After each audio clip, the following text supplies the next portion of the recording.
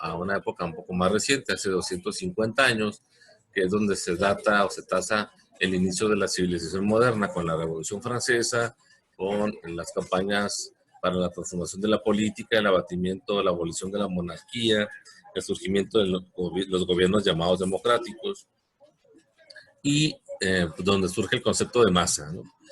Decía Robespierre, este dictador, este tirano de Francia, que pues llevó a la guillotina prácticamente a toda la monarquía y parientes de la monarquía francesa para establecer un régimen que no tuviera una marcha atrás, nada que ver con la realidad actual, o bueno, no sé, lo que ya no digo nada, pero algo así, ¿no? Se trataba de acabar con todos los rasgos de la monarquía, acabó con la vida de hombres, mujeres, de niños, parientes lejanos, hijos bastardos, pero que tuvieran un enlace de sangre con algún pariente de la nobleza, de tal suerte que nadie, absolutamente nadie, pudiera reclamar en un futuro el regreso de la corona en Francia y el restablecimiento de la monarquía. Y fue Robespierre el encargado de hacer esto, ¿no? Con este invento sanguinario en la historia que es la guillotina. Y él hablaba sobre el secreto de la libertad, dice él, radica en educar a las personas, mientras que el secreto de la tiranía está en mantenerlos ignorantes. Y vaya que él sabía mucho de esto, ¿no? Y así fue como surge el concepto de la masa o de la turba, ¿no? Perdón, alguien iba, Caterina, adelante. Sí. Sí, digo que cualquier semejanza con la actualidad Era coincidencia. La ignorancia, ¿verdad? Cómo nos afecta y cómo la podemos palpar, vivir y además de la ignorancia, la falta de motivación y compromiso por la sociedad, por los demás. Obviamente.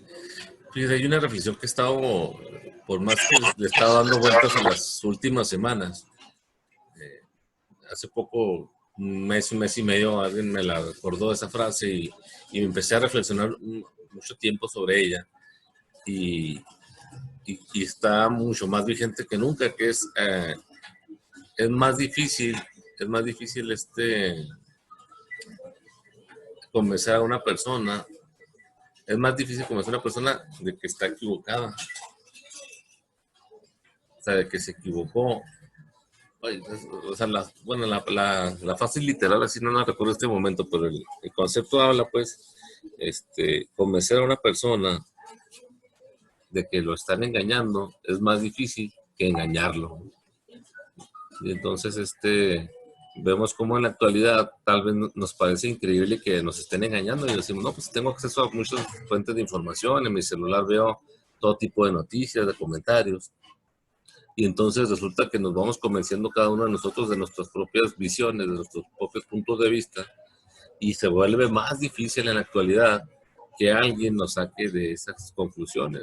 Y con todas las evidencias del mundo se logra convencer a alguien de que está equivocado, de que lo están engañando. Entonces, la reflexión habla más o menos en ese sentido. Es más fácil engañar a una persona que convencerla de que está siendo engañada. Nos resulta como que nuestra soberbia o nuestra Orgullo. ¿Perdón? Orgullo, nuestro orgullo, nuestro orgullo nos dificulta que aceptemos que alguien nos está engañando. Y por más que nos muestren pruebas de muchas cosas, permanecemos necios en mantener esa postura por más elementos que nos muestran. Y bueno, más o menos vamos a llegar adelante, sí.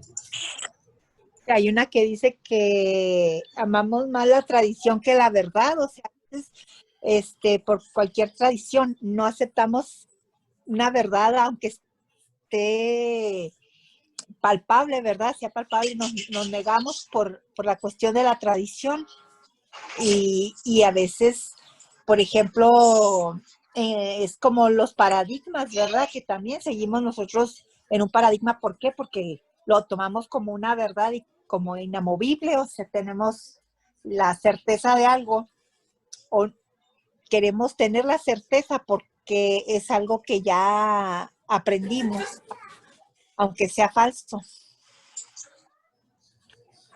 Efectivamente, sí, el hecho de que nos comenzamos, o fue una enseñanza que nos dejaron nuestros antecesores, a veces es más, el hecho de que ellos nos hayan enseñado eso es difícil como que abandonar esa postura, aunque alguien nos demuestre que hay muchas cuestiones que hacen que eso no sea verdadero del todo, ¿no?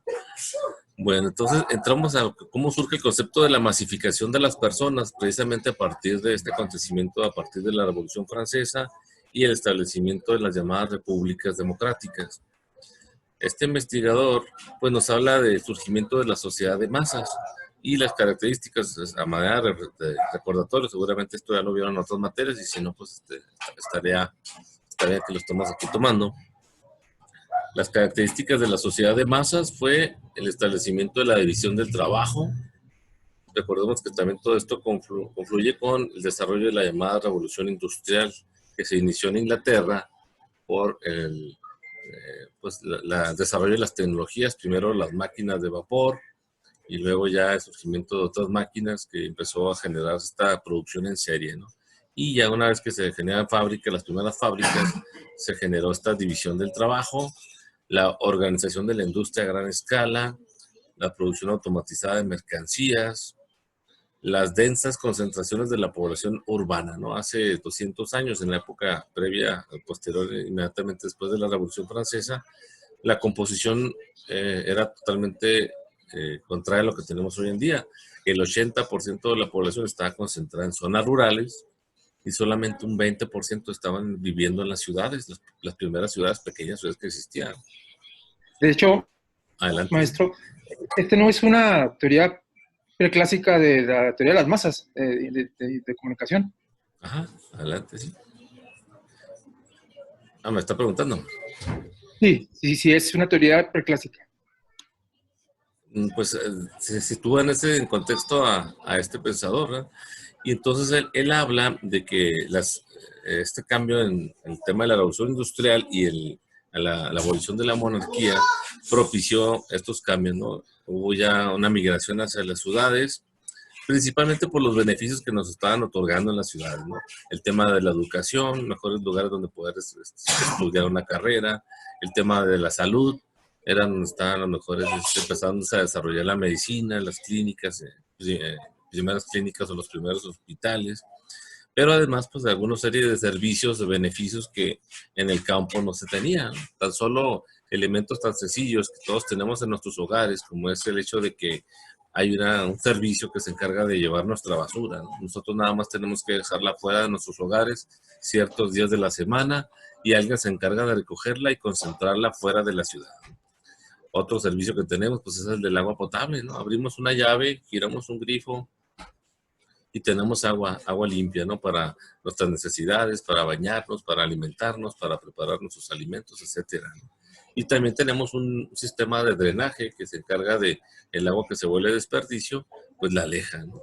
Y tan solo esas cosas tan sencillas que se empezaron a generar como servicios en las ciudades, pues hicieron que se volviera atractivo ir a vivir a estos lugares, dejar los ranchos, dejar las comunidades rurales para venirnos a vivir a estas zonas. Sin embargo, el inicio pues fue complicado, ¿sí? Este crecimiento de estas ciudades también generó una agenda política, ¿no? El surgimiento, la abolición de la monarquía y el establecimiento de una república aparentemente pues democrática, donde cualquiera de nosotros puede aspirar a ser gobernante de una ciudad, ser alcalde, presidente municipal, gobernador, etcétera, pues generó una agenda inacabable de movimientos políticos. Primero, no sé si ustedes lo recuerden, pero las agendas políticas hablaban de 2 años, ¿no? Los primeros presidentes en la época de nuestro país y en general en el mundo hablaban de que cada 2 años se tenía que ver elecciones.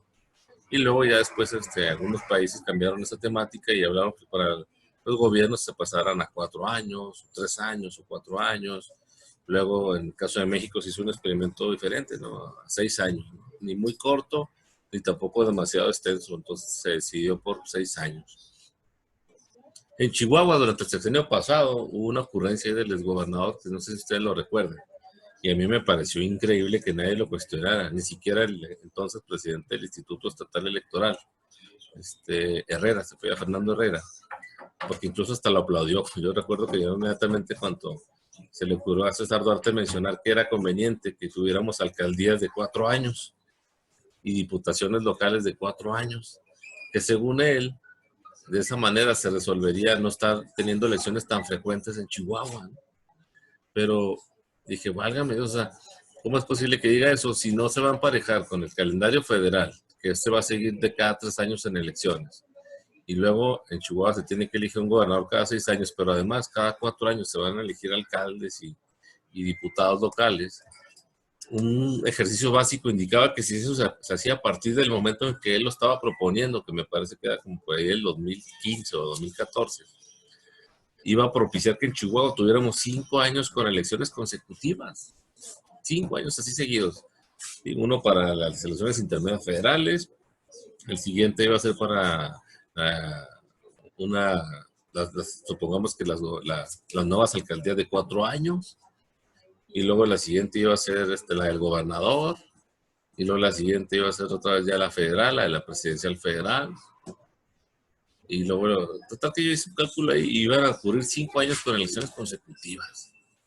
Pero en ese momento que lo menciona el entonces todopoderoso gobernador César Duarte, nadie le decía nada, nadie lo cuestionaba, y era pues algo que todos hasta aplaudían, y que incluso a mí me parece increíble que el propio presidente del Instituto Electoral en ese entonces hasta lo aplaudiera. Pero bueno, a lo mejor me salí un poco de contexto. Adelante. Es que César Duarte era un dictador, un tirano. En cierta medida se convirtió en un gobernante con todo ese poder, que algo que en nuestro país de alguna manera vemos que se está replicando, ¿no? Porque no solamente se ganó la gobernatura, sino la presidencia federal, sino el control de los congresos, ¿no? Los congresos legislativos. Entonces, el aumento de estos movimientos políticos basados en la extensión del voto a las clases trabajadoras, pues obligó a que los que querían ser gobernantes tuvieran una agenda, ¿no? Cada determinado tiempo buscaran agradar a esas clases trabajadoras, que eran los que representaban una mayor cantidad de votos, para buscar que cada 2 años pues votaran por ellos, ¿no? Y entonces ahí es donde surge ya de alguna manera, de una forma empírica, primitiva, el concepto de masificación. ¿Cómo conseguimos la lealtad de este grupo de votantes?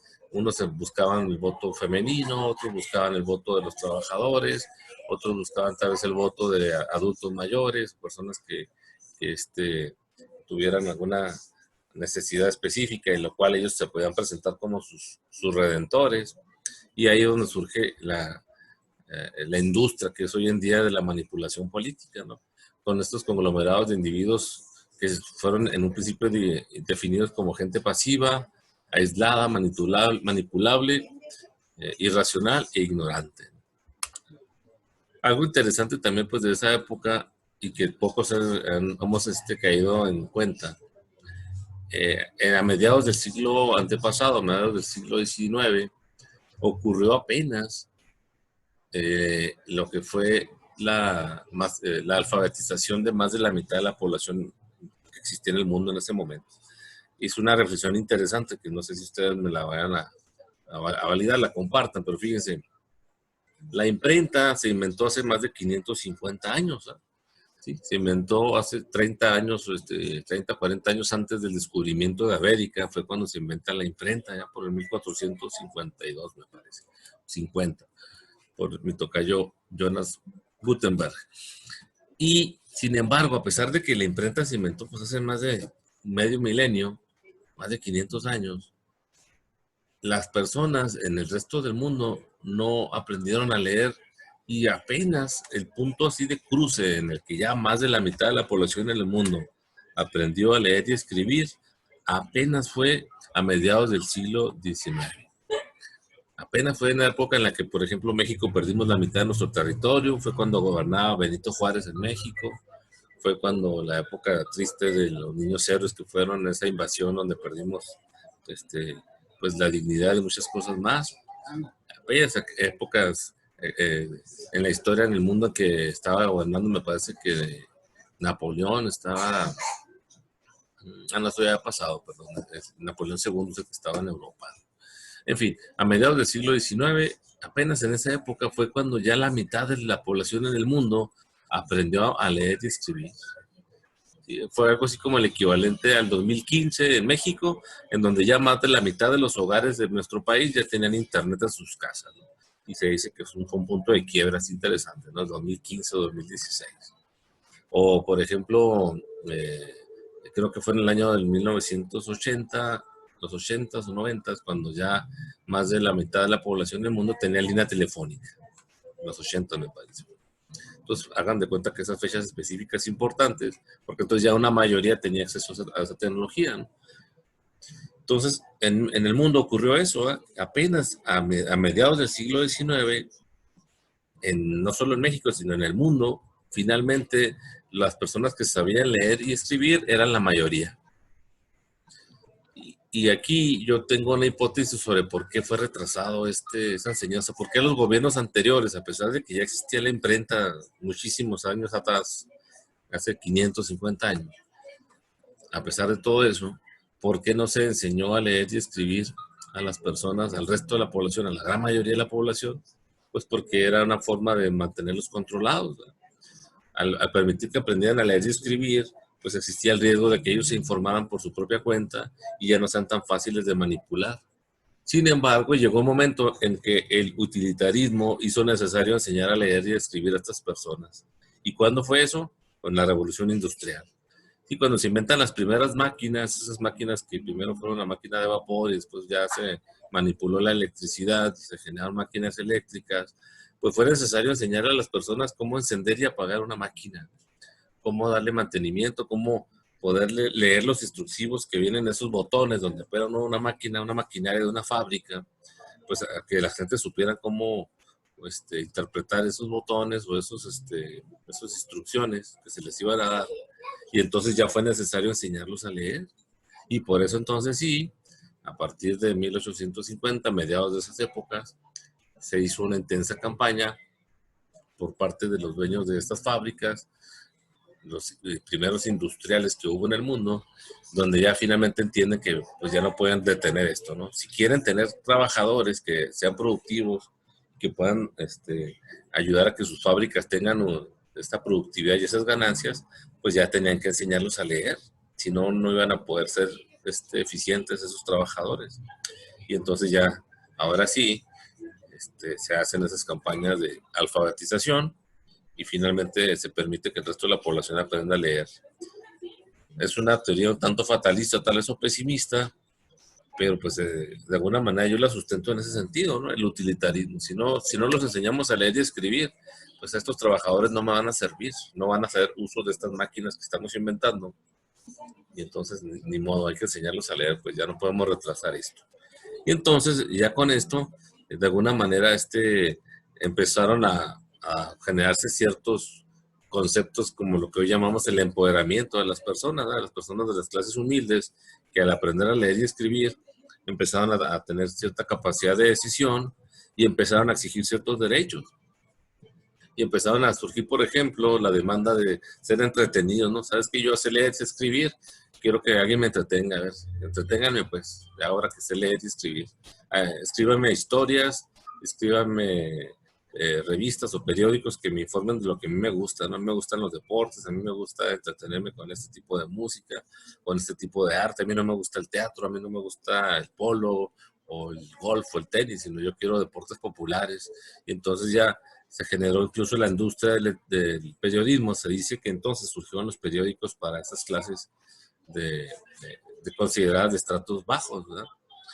Pero que en un principio pues eran menospreciadas, sobre todo por las clases aristócratas que privilegiaban la difusión de las bellas artes, de la alta cultura o de deportes más sofisticados, o que ellos consideraban sofisticados, desdeñando las costumbres de lo que ellos llamaban el vulgo, a las personas vulgares o corrientes, ¿no? Pero como estas personas ya empezaban a tener cierto grado de poder y de decisión, habían mejorado también un poco sus ingresos por trabajar en estas fábricas y de alguna manera se beneficiaban del desarrollo también industrial, pues empezaban a demandar también atención. Y ahí fue donde surgieron las primeras dos escuelas o tendencias que buscaban explicar la sociedad de las masas. La primera fue la postura aristocrática, donde incluso filósofos como Nietzsche participaron en ella, y la otra es la polémica escuela de Frankfurt, ¿no? Donde se desarrolló la llamada teoría crítica y que dice que incluso es la que prevalece, muchos de esos postulados prevalecen hasta nuestros días, ¿no? Y de donde se dice que surge la escuela de la manipulación. Vamos a verlo más a detalle. Fíjense esta reflexión que quién hubiera pensado que este filósofo tan reconocido por muchos de nosotros, admirado, tuviera una visión tanto discriminatoria sobre las personas de bajos estratos o de un nivel económico y educativo más bajo, ¿no? Él creía fielmente en la rígida jerarquización de las clases. Él hablaba de una manera discriminativa y hablaba de aquellas personas que tenían una musculatura muy fuerte, pero una baja inteligencia, un temperamento muy desordenado, y a él los catalogaba de un segundo nivel. Eran personas de una segunda categoría, y luego una tercera categoría hasta el fondo enviaba a lo que él denominaba las personas mediocres. Y al citar precisamente las frases que pronunciaba Nietzsche, señala que la amenaza de la sociedad moderna provenía de abajo, del hombre común y corriente, ¿no? Del hombre llamado masificado, así lo definía él, que debía ser enseñado a conocer y aceptar su lugar natural, para el cual la cultura tradicional no perecería. Digo, porque si no se hace esto, el poner en su lugar a estas personas, se va a ocasionar que la cultura tradicional perezca por el llamado barbarismo. Toda esta frase se puede resumir con un refrán mexicano que equivaldría a decir que las personas que el que nace para maceta no pasa el corredor. Así hay que ubicarlos, es lo que decía Nietzsche en esa cuestión de que este hombre masificado o bárbaro teníamos la obligación de hacerle ver que su función era esa, ¿no? Aceptar su lugar natural o lo que le correspondía en el mundo. Luego después, en la escuela de Frankfurt, más pragmáticos, se diseña un mecanismo para moldear las conductas de las masas, pero de una manera invisible, ¿no? Tejer los hilos de una manera que no sean percibidos, que los propios usuarios de este tipo de estrategias no se den cuenta, ¿no? Y es donde surge la llamada teoría de la aguja hipodérmica, que buscaba generar ciertos estímulos inyectados en nuestro cerebro, inseminados, inoculados, términos que se utilizan para más o menos referirse a esto, y de esa manera tener controlados a la sociedad.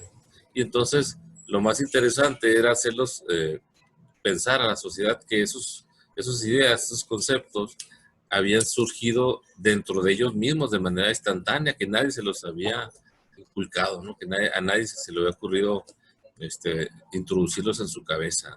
Y ese ha sido el principal logro de la escuela de Frankfurt, hacerle pensar a la sociedad que ellos son los que toman las decisiones. Y aquí lo vamos a ver. Con esto surgió la idea de la industria cultural. ¿Sí? Esta dialéctica del iluminismo dio origen a lo que hoy conocemos como la industria cultural, designación que trata de sustituir la frase de cultura de masas, y que su principal postulado es inducir o hacer creer a las personas pues que se trata de una cultura, de una novedad producida por nosotros mismos. Algo que está muy ad hoc con lo que estamos viendo hoy en la actualidad, ¿no? Y entonces este concepto de industria cultural organiza sus principales exploraciones sobre nuevas funciones culturales, la industria, la cultura, la alienación de las masas, el llamado trinomio teórico, la generación progresiva de superestructuras culturales, el control de los diferentes grupos sociales. Vamos a ver un resumen de cómo se han aplicado a cabalidad estos postulados de la Escuela de Frankfurt y hasta nuestros días. Ejemplos de la industria cultural, los reality shows. ¿Qué ocurre en la actualidad? Pues en los programas más populares en la televisión hoy en día, en los últimos años, han sido los reality shows. Sí, primero se comenzó con el tema de los conflictos de pareja. Así fue como tuvo éxito programas como el de Laura en América o de otra conductora llamada Cristina Sarilegui, me parece, que tenían todos los días un capítulo aparentemente eran casos de la vida real. Ya después se descubrió que muchos de estos eran en realidad actores que fingían ser pareja, que fingían tener problemas con la suegra, con los hijos, con los yernos, con las nueras, etcétera, y era todo un teatro, ¿no? Pero que la gente pensaba que eran historias como las que nosotros tenemos en nuestros hogares, ¿verdad? Conflictos en nuestras casas, con nuestras parejas, con nuestros hijos, con nuestros padres, con nuestros suegros, etcétera. La gente se veía reflejada ahí y pensaba que esas historias pues eran auténticas, ¿no? Luego llegó un momento en el que nos cansamos de eso, sobre todo cuando llegó Carmelita Salinas, no sé si muchos lo recuerdan, con un programa llamado Hasta las Mejores Familias. Ahorita se los voy a poner aquí el link para que lo vean en WhatsApp, en donde llegó al absurdo de burlarse de la propia audiencia y tener en el público a personajes que tradicionalmente son extraordinarios, que eran los que nos entretenían a nosotros en los circos antiguos, cuando llegaban a los pueblos, ¿no? Llegaban leyendas de personas con características fuera de lo común, ¿no? Fuera de lo ordinario, como por ejemplo historias de hombres lobos, o la mujer barbona, o vampiros, o hasta extraterrestres. Y esas, no sé si ustedes lo recuerdan, ese tipo de versiones, ¿no? El niño serpiente o la mujer araña, etcétera, que muchas de las ferias que llegaban a las ciudades eran con los que nos entretenían para buscar atrapar nuestra atención. Con eso se anunciaban la llegada del circo con este espectáculo y ya estábamos nosotros buscando si era verdadera esa exposición de ese espécimen raro que nos habían prometido. Pues Carmelita Salinas volteó la situación. En vez de que estos personajes, estos especímenes que antes nos entretenían y nos llevaban los circos a nuestros hogares, a nuestras casas o a nuestros pueblos, ahora resulta que ellos eran los que se entretenían, ellos eran el público que se divertía con las historias de nosotros, de las personas comunes y corrientes, nuestros dramas familiares, nuestros problemas de pareja, nuestros problemas con los hijos, se volvían el pan de entretenimiento de estas personas extraterrestres, de estos vampiros, de estos hombres lobos, de estos duendes, o no sé, que así fue como los presentaba Carmelita, se estaba burlando pues de la sociedad.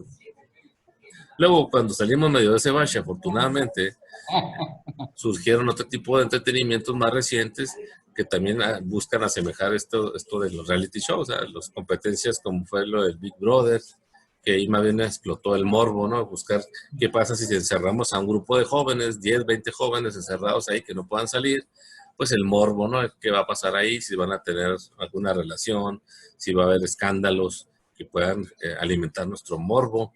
Pero en México, afortunadamente, como que no fue tan exitoso este fenómeno, a diferencia de otros países incluso llamados civilizados, ¿no?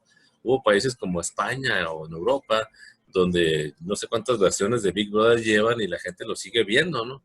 Afortunadamente en México como que no fue tanto el público y dejaron de hacer este tipo de espectáculos, ya no son tanto así, y entonces buscaron otro tipo de cosas que nos gustan a los mexicanos, ¿no? Le apostaron al deporte con esto del hexatlón o el Survivor, que más o menos nos hace pensar o nos hace creer que muchas de estas personas que son ahí, pues son personas comunes y corrientes como nosotros, que hacen ejercicio, que se ejercitan, que mejoran su condición física y que se están enfrentando a deportistas profesionales. Y entonces, de alguna manera, muchos de nosotros nos vemos ahí reflejados. Si yo me pongo a hacer ejercicio y me inscribo, a lo mejor un día puedo participar en una competencia como esta y voy a competir con un atleta profesional, con un olímpico o con alguien que ha ganado un reconocimiento mundial y vamos a medirnos, ¿no? Voy a poderme medir yo, un desconocido, un deportista empírico, contra un profesional. Esa es la historia que nos venden este tipo de reality shows. O, por ejemplo, esto de las recetas de cocina, que creo que se llama MasterChef o cosas así. Qué bueno que no las veo, pero bueno.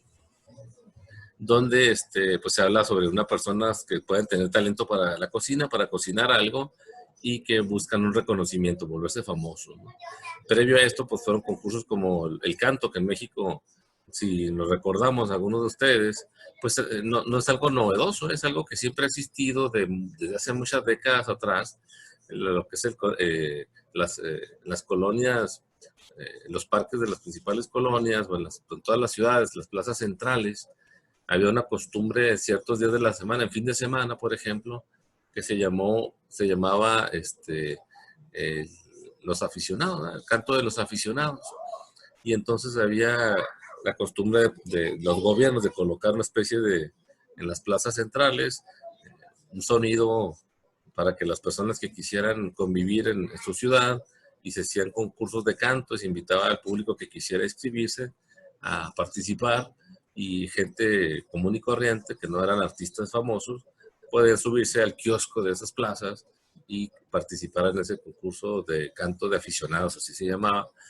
Y entonces no es más que una extensión de esa costumbre latina, o sobre todo en México, de que nos gusta mucho, nos gusta cantar. Y entonces fue fácilmente entendible que programas como esto de la Academia o La Voz México se volvieran muy populares, donde las personas pensamos que podemos inscribirnos ahí y convertirnos en cantantes famosos, ¿no? Entonces, pero todo esto, si se fijan, está totalmente controlado por la industria cultural. En realidad, no es tan fácil que una persona realmente común y corriente como nosotros acceda a participar o sea seleccionada para participar en ello. Son simulaciones. Pero sin embargo, muchos o la gran mayoría creemos que sí, que es auténtico estos concursos o estos reality shows, y que entonces nosotros mismos somos nuestro mejor espectáculo, y nosotros somos las mejores historias que se presentan hoy en día, y la televisión les gusta hablar de nosotros o de gente como nosotros, y creemos pues que nosotros somos el centro de atención del mundo, ¿no? Con esta difusión que se hace a través de los medios.